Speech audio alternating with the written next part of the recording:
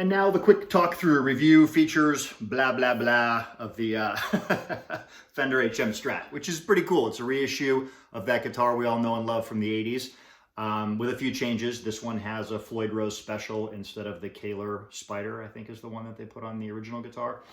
Still has the same control layout. You've got a master volume, you've got a tone for the neck and middle pickup, and you've got a tone for the bridge pickup, and then you've got a splitter for the bridge pickup, and a 5-way switch.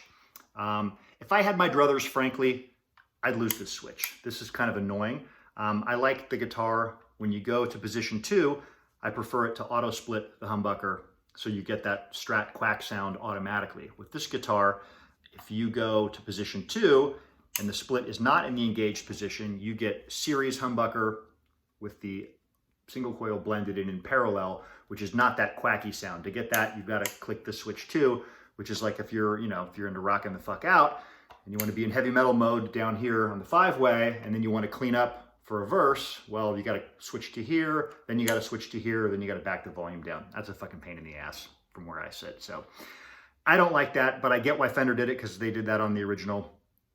Another way of looking at it is if the switch is in this position, you basically have a regular Strat, 3 single coils. And if you flip it in this position, now you've got a hum single single. So like I said, I get why Fender did it. I would just prefer an auto split.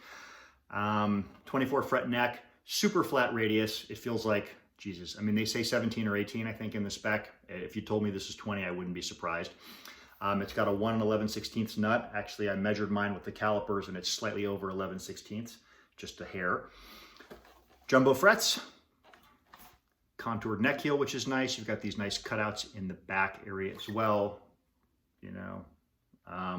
An interesting thing they did on this guitar is you'll notice the round over here. It looks like they used about a 1/4 inch round over here.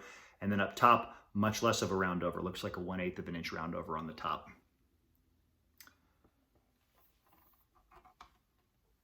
What else? Heel adjust, or headstock, sorry, not heel adjust, headstock adjust truss rod, which is great. What kind of tuners do we got on here? Let me take a look. Oh, look at that. They even sprung for Godot tuners. So that's nice. And this thing is made in Japan for 1,100 bucks, which to my mind is a big step up from the Mexican production Fenders and Charvels.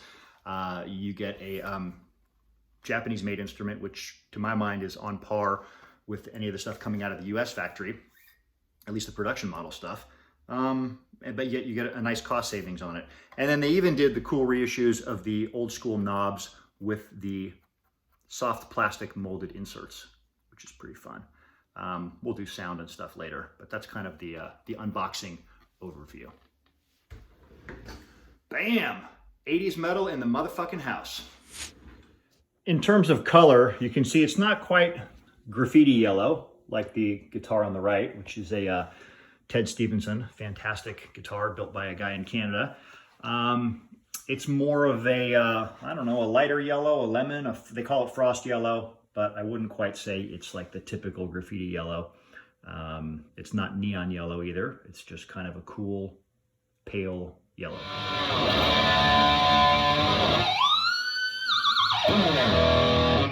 I mean, that's why you buy a guitar with a Floyd, right? Pretty slick. Pretty slick.